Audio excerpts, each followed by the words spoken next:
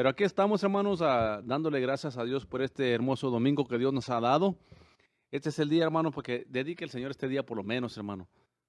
Hermana, dedique por lo menos este día, Señor. Vaya a la iglesia, amén. Vaya a alabar a Dios. Vaya a dar gracias a Dios. Vaya a escuchar la palabra de Dios, amén. No sé, hermano, no. Por lo menos este día podemos dedicarlo al Señor, amén. Por lo menos este día, amén. Aunque en realidad, para el Hijo de Dios, todos los días dedicamos al Señor, pero en realidad por lo menos, amén. Estuvimos estudiando, hermano, el libro de Tesalonicenses, la primera epístola, ya la acabamos el otro domingo. Vamos a estar entrando a la segunda carta de Pablo a los hermanos de Tesalónica. Amén. Y en la primera estuvo hablando del arrebatamiento, unos problemas que estaban pasando en la iglesia, ¿verdad? Por ahí, los dones, como que tuviéramos mucho cuidado en los dones, amén. De no dejar de profetizar bíblicamente, guiado por el Espíritu Santo, hermano, no tonterías que se les puso en la cabeza a la gente. Hay gente que piensa que porque ellos tienen una buena intención, una buena idea, y van a motivar a la gente que ya están profetizando, no. El don de profecía está en operación y es inspirado por el Espíritu Santo, hermanos. Tiene un propósito, no nomás para estar hablando ahí por hablar. Amén. No ande hablando nomás por hablar. No ande hablando cosas a su antojo, a su manera y decir que es Dios.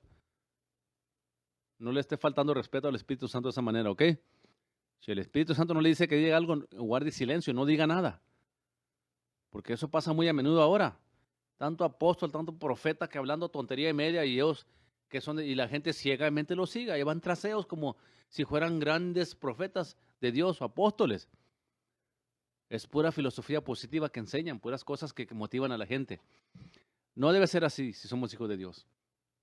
Por eso decía Pablo, no dejen de profetizar. Y en cuanto a profecía, dice, retener lo bueno y desechar lo malo. En cuanto a profecía, no a falsa doctrina, que no malentienda usted. Usted no puede ir a escuchar a un falso profeta, un falso apóstol, una falsa doctrina y justificar, pues yo retengo lo bueno y rechazo lo malo. No. La Biblia dice, donde leímos ahí en Tesalonicenses la primera carta, que toda profecía tenemos que examinarla y solamente retener aquello que viene de Dios y lo que no es de Dios, no. Esto quiere decir, hermanos, que hay personas que van a estar dando profecías que no tienen malas intenciones, no son gente mala, simplemente se equivocan la emoción que están sintiendo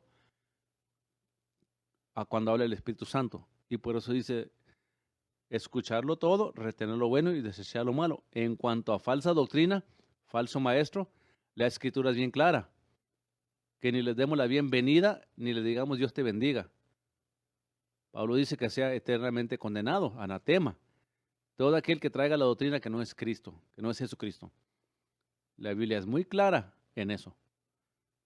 Porque yo escucho a muchos cristianos que dicen cada rato, es que yo escucho a Maldonado, yo escucho a Cash Luna, yo escucho a Kenneth Copeland, a Kenneth Hagin, yo escucho a estos hombres y yo nomás solamente retengo lo bueno y rechazo lo malo. En cuanto a doctrina y bíblicamente, usted está en error y está equivocado. Debemos rechazar todo aquello que no está a favor de la palabra de Dios ni a la luz de la palabra de Dios. Por alguna razón, hermano, no me están saliendo los comentarios aquí, así es de que no voy a poder ver comentarios aquí, hermano. No entiendo por qué. Déjenme le investigo aquí a ver si puedo hallar una manera de que salgan los comentarios. Es que ahí había comentarios, hermano. Pues, no, hasta estaba Javi Salgado ahí mirándome. Tremendo. Cristo te ama, tremendo. Entregarte a Cristo ya, Javi, porque la muerte está cerca. Cristo está cerca, amén. Te puedes morir sin Cristo, te mueres perdido, amigo. Y no queremos eso. Mejor entrégate a Cristo, amén. Hermanos, Dios me lo bendiga. Vamos a empezar ahí en la segunda carta de Pablo a los hermanos de Tesalónica. Segunda epístola del apóstol Pablo a los tesalonicenses. Capítulo 1, versículo 1, la introducción. Esta carta fue escrita aproximadamente en el año 54 después de Cristo, hermano. Amén. O sea, como a los 20 años, 21 años después de Cristo. 33 y 7 son 40. 17, 18, 19, como 21 años después de Cristo fue escrita esta epístola. Amén.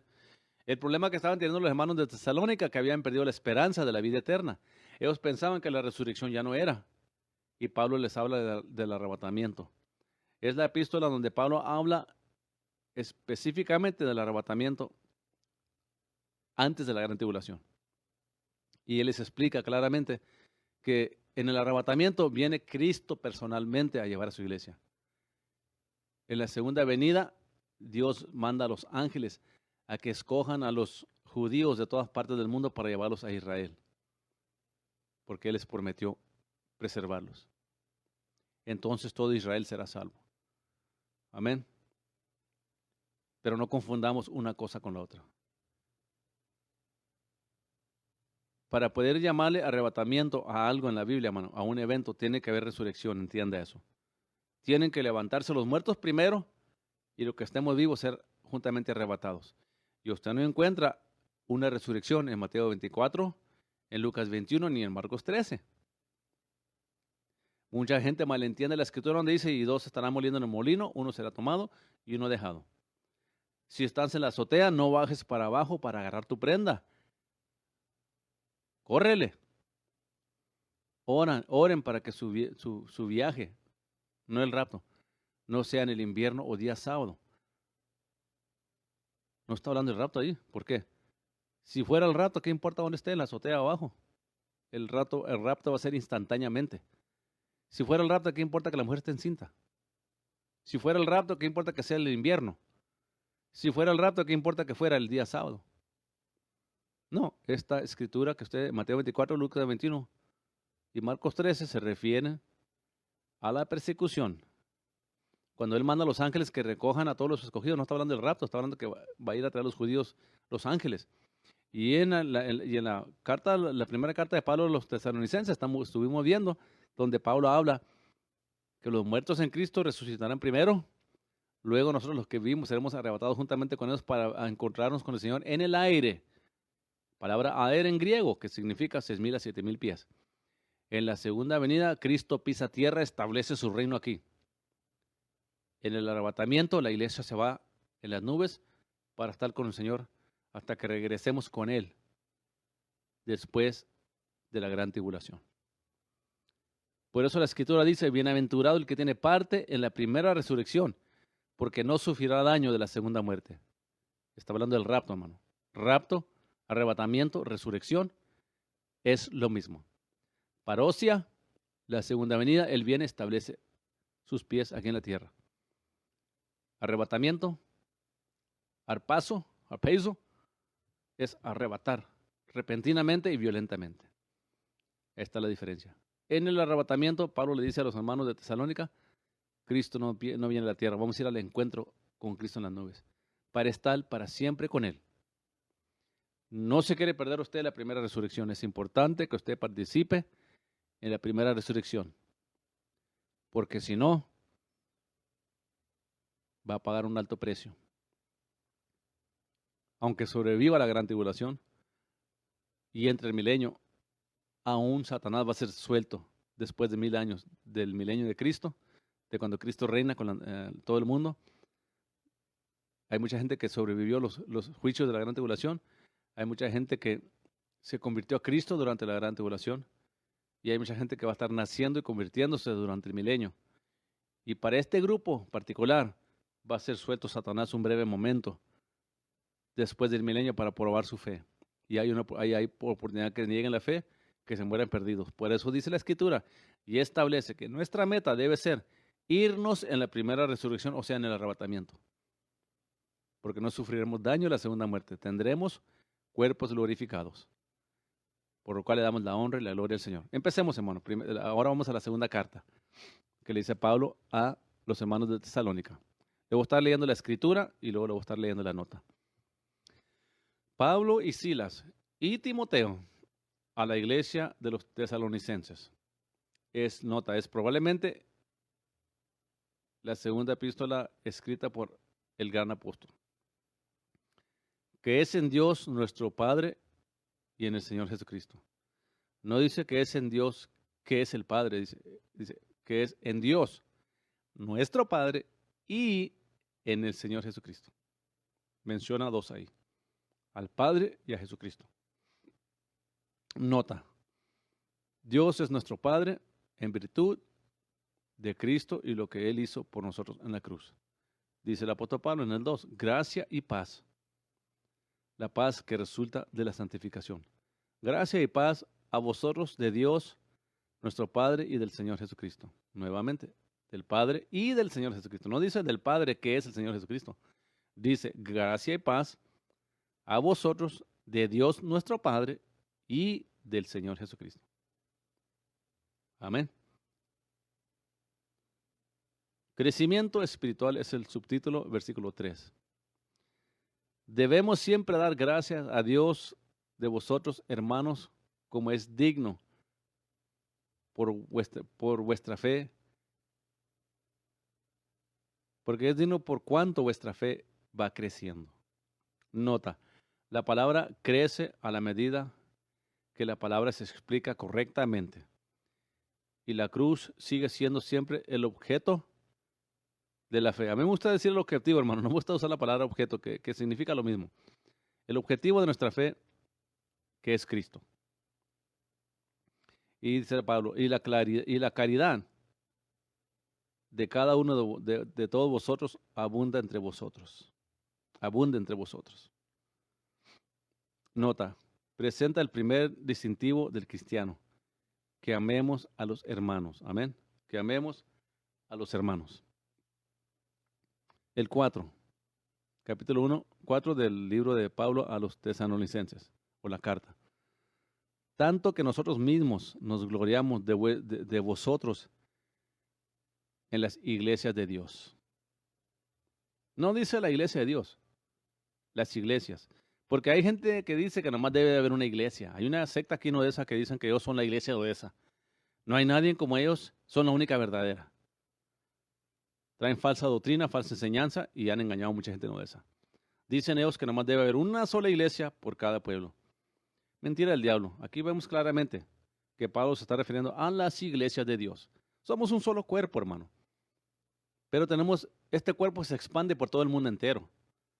Unos están en Lovington, Nuevo México, otros están aquí en Odessa, otros están allí en Ojinaga, hermanos, otros están ahí en Juárez, en El Paso, otros están en otro pueblo, pero somos un solo cuerpo.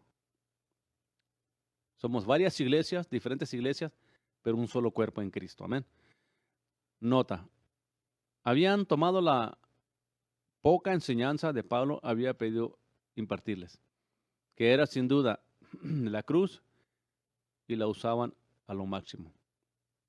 Escritura. Hemos escuchado de su amor, hemos escuchado, nos gloriamos en su fe, y también dice, de vuestra paciencia y fe en todas vuestras persecuciones y tribulaciones que sufrís. Nunca ha sido la vida cristiana, hermano, fácil. El evangelio fácil, moderno hoy en día, no trae persecución porque es igual que el mundo, viven igual que el mundo. ¿Qué persecución?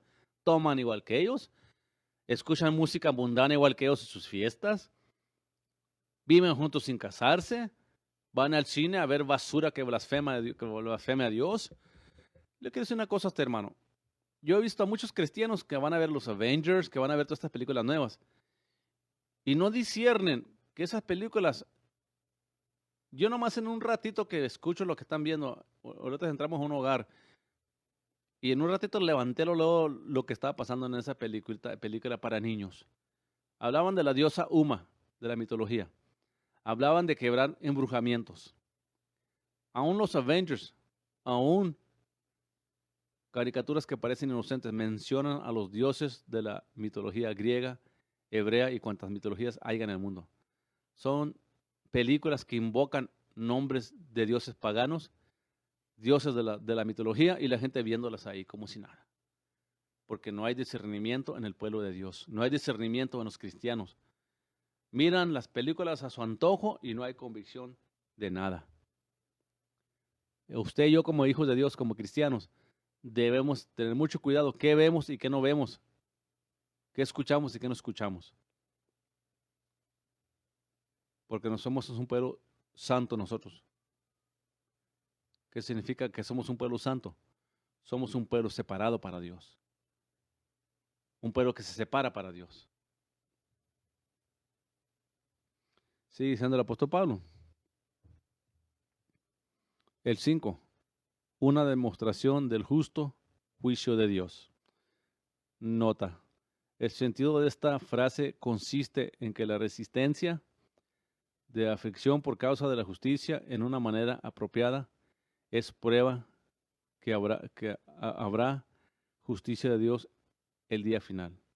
Escritura, para que seas tenidos por dignos del reino de Dios, por el cual asimismo padecéis. Nota, pudiera traducirse los propósitos de Dios al considerar a sus hijos dignos del reino de Dios, por los cuales también sufren. El 6, porque es justo para con Dios pagar tribulación a los que os atribulan.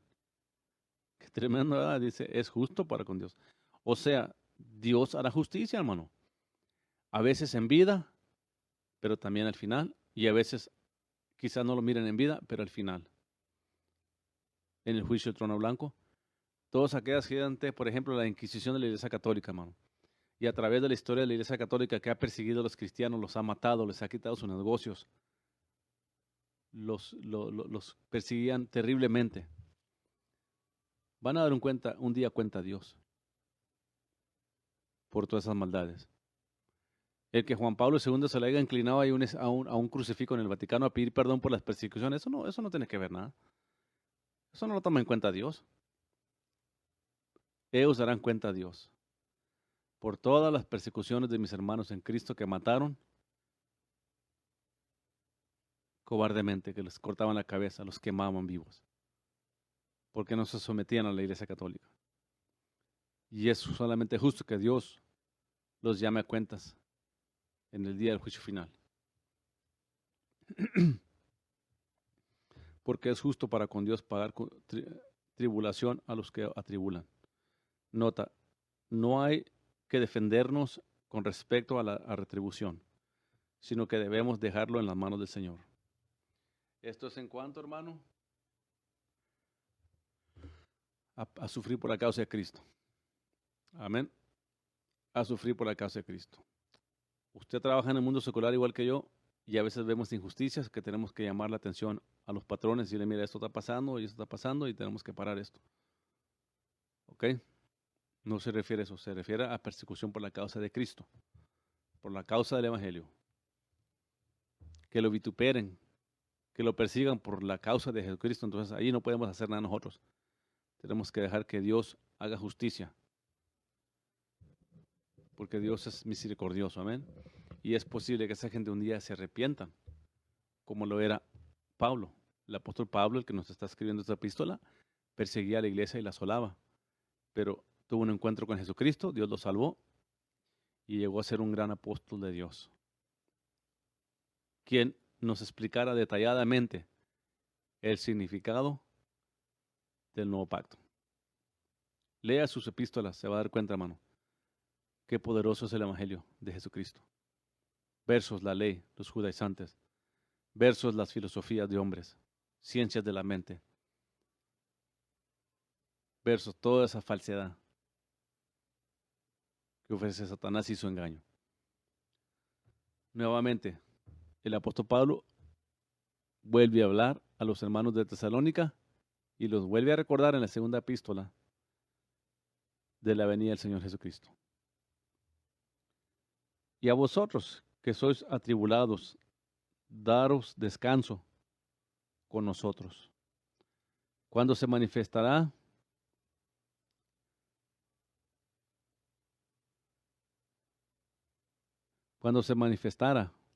el Señor Jesús del cielo con los ángeles de su potencia.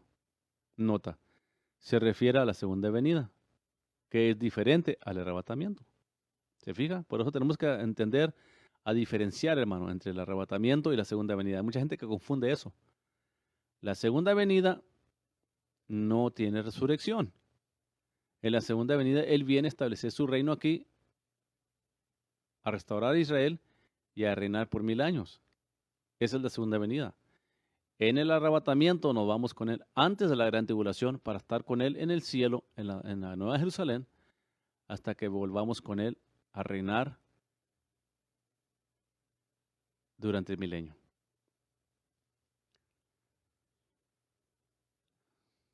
Y a vosotros que sois atribulados, daros descanso con nosotros. Cuando se manifestare el Señor Jesucristo del cielo con los ángeles de su potencia,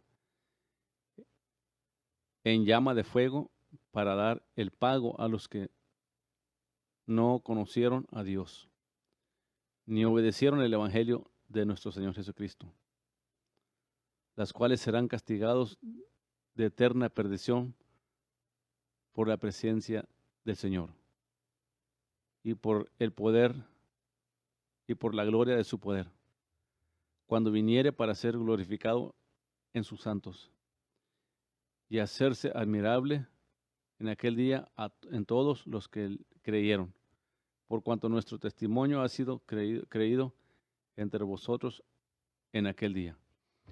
Les está diciendo ahora Pablo, porque la iglesia era perseguida, estaba pasando persecución la iglesia.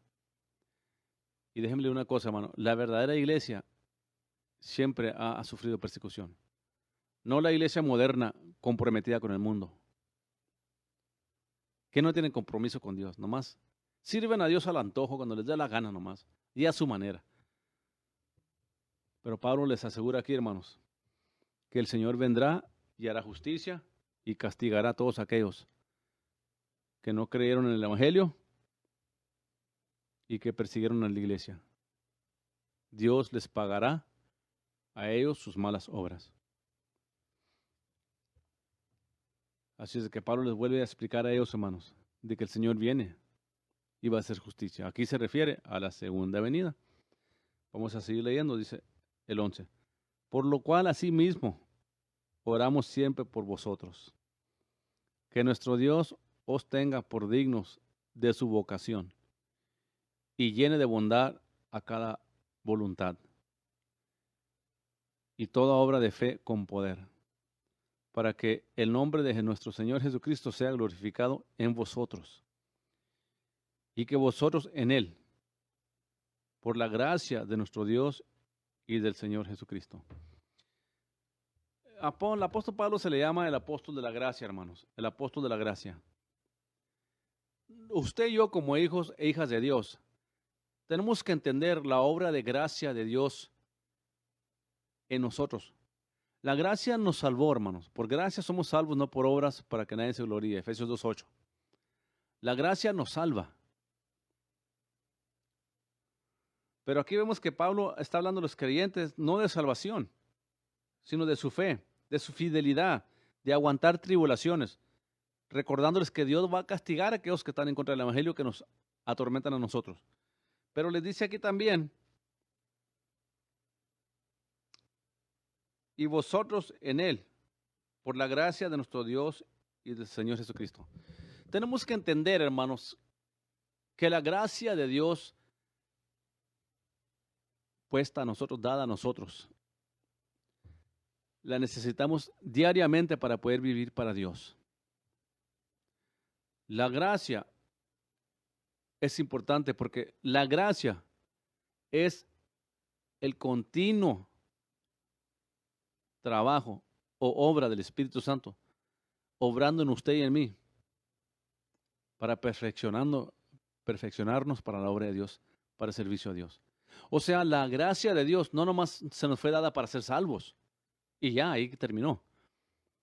La gracia de Dios, el favor de Dios, su fuerza, la unción de Dios, nos sigue acompañando diariamente a los que desean orar a Dios, buscar a Dios. Si una persona es carnal, cristiano a media, cuando le da la gana servir a Dios, Dios es misericordioso. Pero esta obra continua de nosotros es obra del Espíritu Santo, que es un aspecto de la gracia de Dios operando en nosotros. Entonces la gracia es la continua operación del Espíritu Santo obrando en nosotros para llegar a la madurez y a la firmeza de nuestra fe en Cristo. Para ser dignos, hallados dignos de servirle a Él, de andar en su obra, de caminar con Cristo, hermano, en la voluntad de Dios, para poder obtener la vida eterna, el regalo de Dios, el don de Dios, que es la vida eterna, y reinar con Cristo por una eternidad en un cuerpo glorificado. Por eso, hermano, hermana, motívese, busque a Dios, vaya a la oración. Me da tristeza a mí en la iglesia que la gente no viene a la oración casi, hermano. Me da tristeza si una cosa tenemos que procurar es venir a la oración congregacional en la iglesia. Es que hay gente que dice, es que yo oro en la casa, yo oro mucho en la casa. Que no, que yo oro, hermano, que yo oro en la casa. Ah, es que mi tiempo con Dios es privado. Gloria a Dios, hágalo. Pero venga a orar como iglesia también. Lea el libro de los Hechos y se va a dar cuenta que los apóstoles se mantenían en la iglesia orando juntos. No cada quien en su casa, también hacían eso. Pedro y Juan cuando iban a orar por aquel ciego, hermanos, iban al templo a orar. Tenemos que ir desarrollando esa vida espiritual en Dios, hermanos, para ir creciendo, madurando. Porque déjeme leer una cosa, el momento que usted cae en el conformismo en su vida cristiana, usted ya empezó a perder la batalla. Usted ya empezó a desanimarse, a retroceder. Y tarde que temprano, usted lo va a tener el diablo arrinconado y usted va a andar en la carne y se va a alejar de Dios. Tarde que temprano. Tenemos que mantenernos vivos, tenemos que avivar el fuego que hay en nosotros, hermanos. Tenemos que mantenernos firmes en los caminos de Dios. No podemos estar ahí, hermano, entre dos pensamientos, entre doble ánimo. No haga eso porque viene el enemigo, lo destruye y lo destruye a usted completamente. Y le pone dudas. Después se enoja con el pastor, se enoja con la iglesia, se enoja con todo el mundo. Pero porque usted anda en la carne. Porque usted no lo dio a Dios lugar. Deje que la gracia de Dios siga operando en usted, hermano. Por eso está el Espíritu Santo con nosotros, para ayudarnos en nuestras debilidades, en nuestras flaquezas. Él está ahí para ayudarnos y fortalecernos en servirle a Él. En que estemos trabajando en la viña del Señor, en la obra de Dios, y seamos hallados fieles para cuando Él venga. Vamos a entrar al capítulo 2, hermano. Me quedan unos 15 minutos todavía. Vuelve a hacer énfasis en la segunda venida. Empero os rogamos, hermanos, en cuanto a la venida de nuestro Señor Jesucristo. Nota, se refiere tanto al arrebatamiento como a la segunda venida. Y nuestro recogimiento con Él. Esta frase se refiere estrictamente al arrebatamiento, nuestro recogimiento con Él. ¿Ok? Y lo dice el 2. Que no os mováis fácilmente de vuestra manera de pensar, ni os conturbáis, ni por espíritu, ni por palabra, ni por carta como nuestra, como que el día de Jesucristo estuviera cerca. No os engañe nadie en ninguna manera, porque no vendrá sin que venga antes la apostasía. Déjenme leer las notas para ir cortando parejo. No os mováis fácilmente de vuestra manera de pensar, ni os conturbáis. La doctrina errónea hace esto. Ni por espíritu, nota. Los mensajes en lenguas e interpretación que pretendieran ser del Señor, pero realmente no lo son. Ni por palabra, corresponde a aquellos que afirmaban tener palabra del Señor. Ni por carta como nuestra. Alguien había escrito una carta que afirmaba ciertas cosas proféticas y claramente había firmado el nombre de Pablo, lo que significa que fue una falsificación. ¿Se fija, hermanos? ¿Hasta qué punto llega Satanás y el diablo y la gente falsa? Le mandaron una carta a los tesalonicenses y la firmaron como si fuera Pablo, hermano, y no era Pablo que la escribió. Por ellos estaban desanimados, tristes, porque pensaban que ya no iba a haber resurrección. Pensaban que el arrebatamiento ya no era, ya había pasado. Y Pablo les vuelve a recordar que tuviera mucho cuidado de no estar recibiendo cartas como si fueran de ellos, cuando no eran. Como que el día de Cristo estuviera cerca. Nota, debería traducirse el día del Señor, porque en los mejores manuscritos se lee así, el día del Señor, que se refiere a todos los acontecimientos después del arrebatamiento. Algunos afirmaban, hasta en el día de Pablo, que la segunda venida estaba a punto de ocurrir, lo que por supuesto no era correcto. Obviamente, porque ya casi 2000 años después, todavía estamos aquí. Todavía estamos aquí aproximadamente 2000 años después. El tiempo, hermanos, es el mejor enemigo del que profetiza, el mejor amigo, pero también puede ser el peor enemigo cuando la falsedad que habla no se cumple. Dice aquí, que nadie os engañe en ninguna manera. En otras palabras, no escuche lo que es bíblicamente incorrecto, porque no vendrá sin que venga antes la apostasía. Nota, debería traducirse, porque aquel día no vendrá a menos que suceda primero una deserción.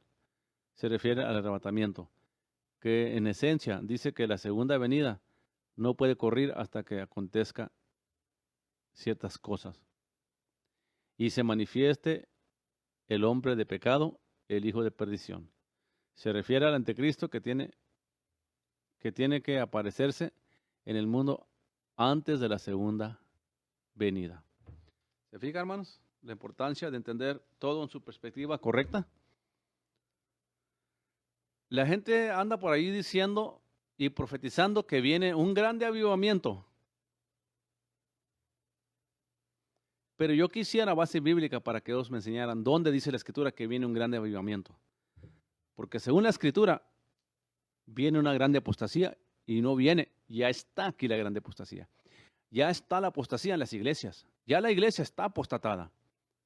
Puras discotecas, puros bailes, puras danzas en la iglesia, puro entretenimiento y nada de palabra sólida. Porque eso es lo que busca la gente. Mensajes de motivación. Mensajes que los hagan sentir bien, suavecitos. Buscan profetas de almohada, apóstoles de almohada, que les profetizan y les decretan y les dicen puras cosas bonitas. La apostasía ya está aquí. Entonces, la señal del arrebatamiento de la iglesia más grande que hay en la Biblia es cuando la iglesia se apostatara y cuando Israel se volviera nación otra vez. Y lo que estamos viendo ahorita es Ezequiel 37-38. China y Rusia irán aliándose juntos. Eso nos enseña la palabra de Dios. Cristo está a las puertas. Por eso vemos la apostasía, porque esa era una de las señales. Yo creo que entienda algo de la apostasía. Aquí no está hablando del mormón, no está hablando del testigo de Jehová, de la iglesia católica, del budismo, del islam. Aquí está hablando de la iglesia cristiana que se iba a apostatar de la fe, porque una organización, una persona no puede apostatar sin antes haber creído la verdad. Aquí está hablando de gente cristiana, de gente evangélica, cristiana que se apartó de la verdad, que se apartó de los caminos de Dios, que se apartó de la fe bíblica. A eso se refiere aquí el apóstol Pablo. Que no vendrá sin que primero venga la apostasía y se revele el hombre pecado de perdición. Por eso algunos piensan que la iglesia está aquí en la gran tribulación porque dice que se va a presentar el anticristo. El anticristo se puede presentar un mes después del arrebatamiento. Se puede presentar un mes, 2 meses antes del arrebatamiento. O se puede presentar después. Pero el anticristo se manifiesta antes de la segunda venida. ¿Qué le quiero decir con esto? Escúcheme muy bien lo que le voy a decir para que no vaya a malentender lo que le estoy diciendo. Es posible que como cristianos veamos al anticristo, pero no se va a identificar como anticristo. No se presenta como el Mesías de Israel. O sea, es posible que el anticristo ya esté vivo ahorita en este preciso momento. Es muy posible que él ya sea un adulto, el anticristo. ¿Quién es? La Biblia no dice quién es. Hay gente que le ha querido adivinar quién es, poner nombres, usar códigos para levantar nombres del anticristo, quién es. No, hermanos, el anticristo, este hombre de perdición, es un hombre humano como usted y yo, pero que va a ser poseído por Satanás para presentarse como el Mesías de Israel y lo van a aceptar. Es probable que el anticristo ya esté vivo, es probable que lo hemos visto en las noticias, pero aquí la indicación es que él se va a manifestar como el Mesías de Israel. No sabemos si meses antes del arrebatamiento o meses después del arrebatamiento o inmediatamente después del arrebatamiento, porque la Biblia no nos especifica el tiempo, nomás el caso. Pero el anticristo se tiene que manifestar antes de la segunda venida y es posible que se manifieste el mismo instante que la iglesia se vaya, un mes o 2 meses antes o después. No sabemos. Lo que sí está claro aquí en la Escritura, que el Señor nos está avisando de una gran apostasía, de una iglesia que era verdaderamente cristiana, y no me refiero a la iglesia católica. La iglesia católica nunca fue la verdadera iglesia, nunca ha sido la original. La iglesia original la formó Jesucristo con sus apóstoles, Cristo siendo la piedra principal. Pero la iglesia fue formada por los apóstoles de Jesucristo. Pedro nunca estuvo en Roma. Pedro no fue el primer papa. Es la mentira más grande que Roma le dice a la gente, la iglesia católica le dice a la gente para engañarlos. Pedro nunca fue papa. Pedro nunca estuvo en Roma. No había iglesia católica hasta después de Constantino. Pero ellos le dicen a usted, para cubrir esos 300 años de historia que no existía la iglesia católica, le dicen que Pedro fue el primer papa. Qué fácil, ¿verdad? Cubrir 300 años de historia. ¿Por qué no se menciona la iglesia católica en el Antiguo Testamento? ¿Por qué no? ¿Por qué no se menciona la iglesia católica en los tiempos de Jesucristo? ¿Por qué Cristo nunca reconoció la iglesia católica? Porque no existía. Entonces, ¿cómo dicen ellos que Pedro fue el primer papa? Basada en mentira. Eso no se refiere a la apostasía a la iglesia católica, ni a los mormones, ni a los testigos de Jehová. Ahora, el fundador de los testigos de Jehová sí califica como apóstata porque él era creyente y él se apostató. Pero los que vinieron después de él no se clasifican como apóstatas porque nunca conocieron la verdad. Ya entraron al sistema con engaño. Y la profecía más grande del arrebatamiento es la apostasía de la iglesia, que estamos viendo hoy en día, una iglesia enfocada más en el materialismo que las cosas de Dios. Y es precisamente lo que estamos viendo en estos momentos. Una iglesia